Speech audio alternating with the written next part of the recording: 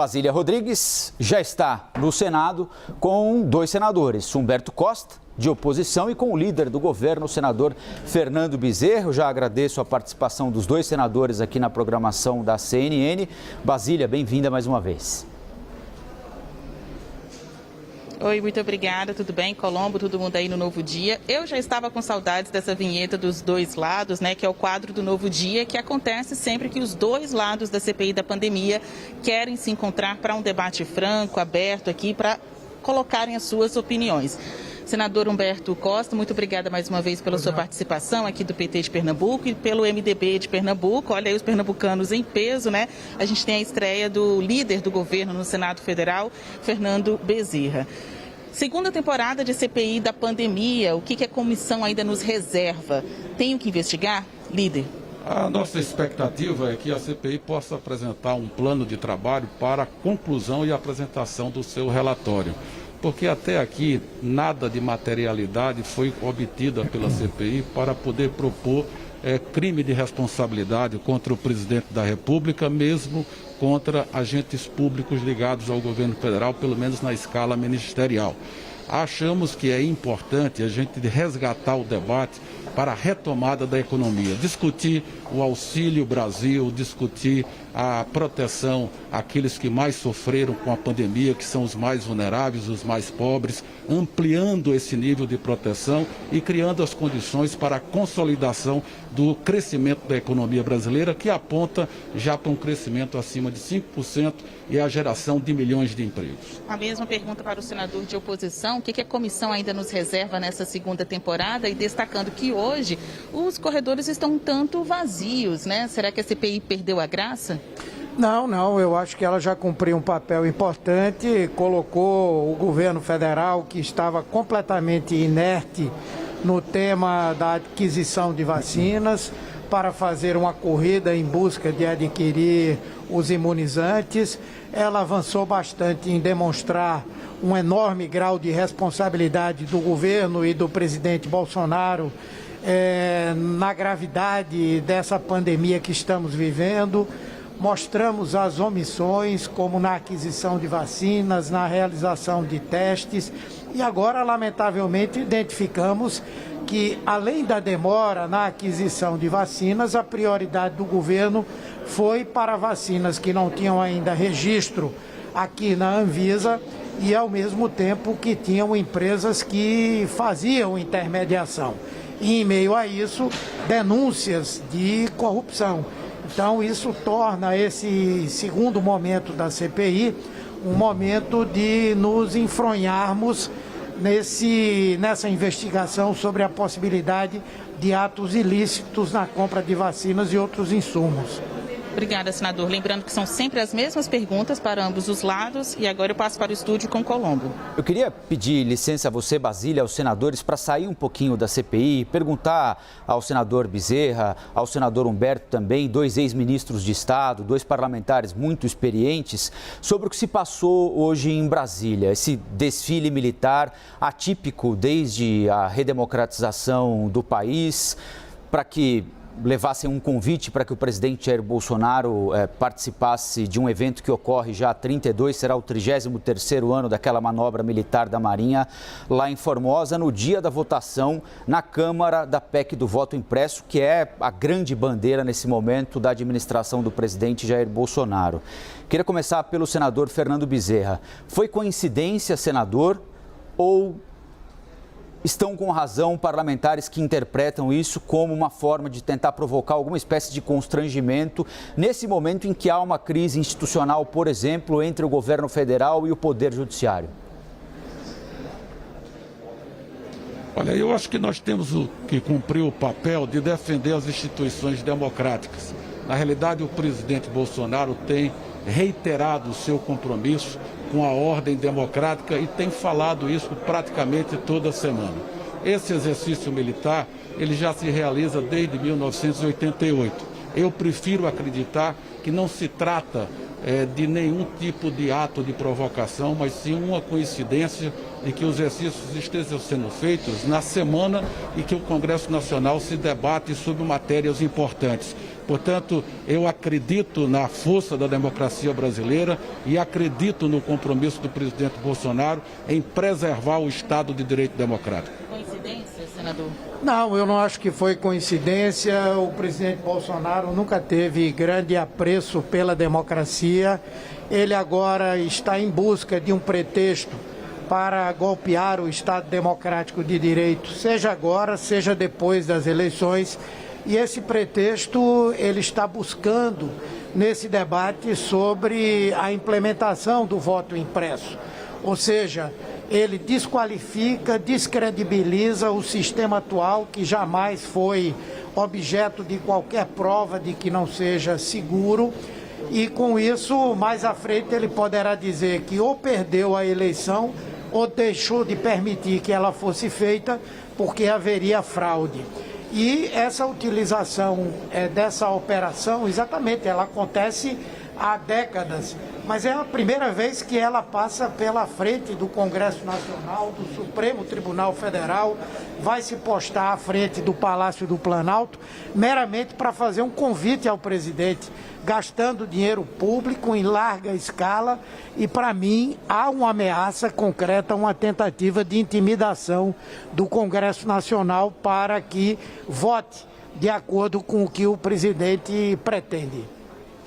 Líder, vamos ter voto impresso nas próximas eleições? Claro, levando em consideração todas as questões relacionadas a essa proposta, que não é o voto impresso como antigamente, é visto através de uma estrutura transparente, para você conseguir verificar. É um aperfeiçoamento do sistema de auditagem do voto ou é um retrocesso na sua visão? Teremos voto impresso? Eu acho que o debate está deslocado de bom senso.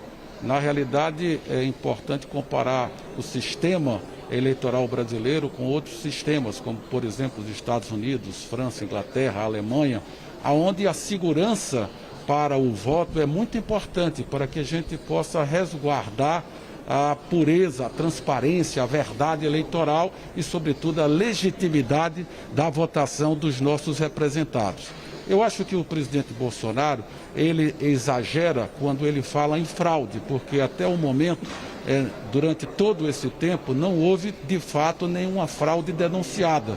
Mas acho que assiste razão a ele em cobrar maior segurança para um sistema eletrônico, porque as maiores democracias, países com desenvolvimento tecnológico muito avançado do que o Brasil, têm sistemas de controle e de auditagem do voto muito mais seguros do que no Brasil.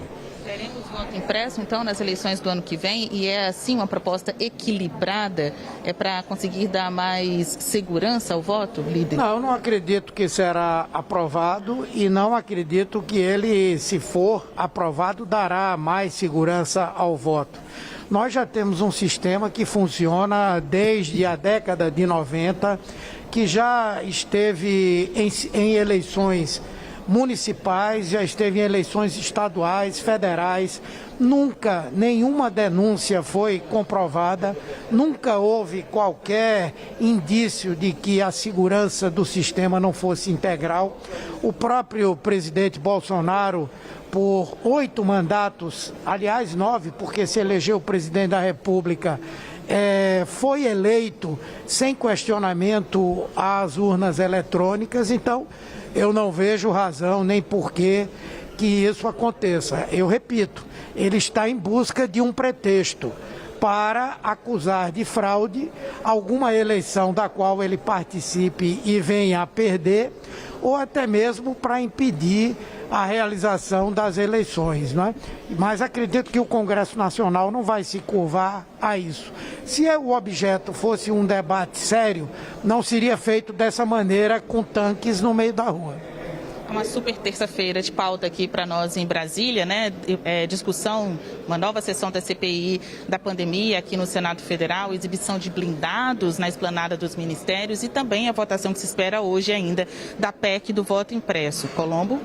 Eu queria saber do senador Fernando Bezerra. Ontem, senador, o senhor provavelmente acompanhou a entrevista do relator ao Roda Viva da TV Cultura, em que ele diz, abre aspas, a perspectiva é que no caso do presidente da República, no andamento da investigação, ele seja enquadrado em crime de responsabilidade, ele e outros agentes públicos. Eu parto do pressuposto de que já há uma comprovação de crime de prevaricação. Ele próprio reconheceu que recebeu os irmãos Miranda, se referindo ao caso da Covaxin. O senhor acha que já há materialidade para que o relator indique que o presidente da República provavelmente estará no relatório como alguém que cometeu crime de responsabilidade por prevaricação, nesse caso da Covaxin? No relatório do senador Renan é muito provável, porque a CPI se transformou num instrumento de palanque eleitoral e instrumento de desgaste do governo. No relatório alternativo do grupo que apoia o governo, certamente não. E certamente também não constará do parecer do Ministério Público Federal. Portanto, nós temos aqui uma disputa de narrativa, mas o fato concreto é que todas essas investigações que foram feitas pela CPI comprovaram que nada, absolutamente nada, foi comprado, portanto, não houve qualquer desvio de recursos. O senhor acompanhou a pergunta, né? Já há materialidade, então, para responsabilizar o presidente Jair Bolsonaro por prevaricação ou que o objeto aqui, olha, do relatório do relator Renan Calheiros seja utilizado até eventualmente em um processo de impeachment contra o presidente Bolsonaro? Veja, eu acho que a questão da prevaricação, ela terá que ser mais aprofundada e será, com toda certeza. Mas já há, em abundância, crimes de responsabilidade cometidos pelo presidente. Quando ele, por exemplo, coloca em segundo plano uma obrigação que tem ele como mandatário do país da preservação da vida das pessoas, da preservação da saúde das pessoas, da garantia de que as pessoas tenham direito ao acesso à saúde e que seja uma obrigação do Estado brasileiro garantir esse acesso. Tudo isso foi desrespeitado pelas ações e pelas omissões do governo e do presidente Bolsonaro.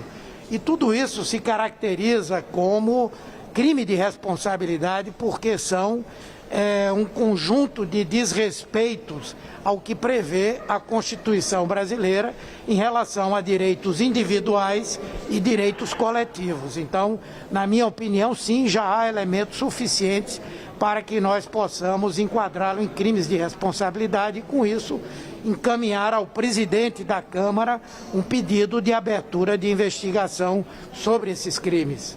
Líder Fernando Bezerra, o lado governista na CPI da pandemia já tem sua própria versão de relatório da comissão? Certamente será apresentado como relatório alternativo que nós vamos disputar no voto no âmbito da Comissão Parlamentar de Inquérito. Mas é importante... que não vai falar de prevaricação do presidente. Certamente que não. Vai falar das coisas positivas que o governo fez para proteger a população brasileira, como, por exemplo, o auxílio emergencial, como, por exemplo, os recursos que foram repassados a estados e municípios e que, infelizmente, apesar das claras evidências de desvio de recursos públicos, a CPI se recusou a apurar responsabilidades de governadores e prefeitos. Portanto, é uma disputa de narrativa. Na realidade, nós estamos aqui enfrentando uma situação em que o grupo chamado G7 se recusa a ir atrás de toda a verdade. Portanto, o governo está absolutamente tranquilo que o relatório que venha a ser votado na CPI, quando for analisado pelo Ministério Público Federal, vai ficar evidente a correta postura do governo federal no enfrentamento dessa pandemia que, de certa forma, trouxe tantos males, não só para o Brasil, mas para o mundo inteiro. Senador Humberto Costa, uma comissão, 2 relatórios. Quem vence? Veja, eu creio que nós na comissão temos a maioria e hoje nós temos o sentimento da população brasileira. Dizer que o governo agiu corretamente e teve uma boa condução sobre a pandemia da Covid-19 e nós termos mais de 20 milhões de pessoas infectadas e mais de 560 mil vidas perdidas, famílias que deixaram de ter seus chefes, filhos que perderam pais, mães que perderam filhos. Obviamente que ninguém de bom senso imagina que o governo não tem uma condução trágica para esse processo. E com certeza isso vai estar muito claro no relatório que será apresentado e votado pela CPI. A CPI não terá 2 relatórios, ela terá um relatório, poderá ter um relatório alternativo, mas o posicionamento final certamente será pelo reconhecimento de todos os equívocos e todas as ações intencionais erradas cometidas pelo governo. Colombo. É isso aí, Basília. Queria agradecer ao senador Humberto Costa e também ao senador Fernando Bezerra pela participação aqui nos 2 lados, pela atenção com a CNN. Bom trabalho na CPI daqui a pouquinho e até a próxima. Muito obrigado.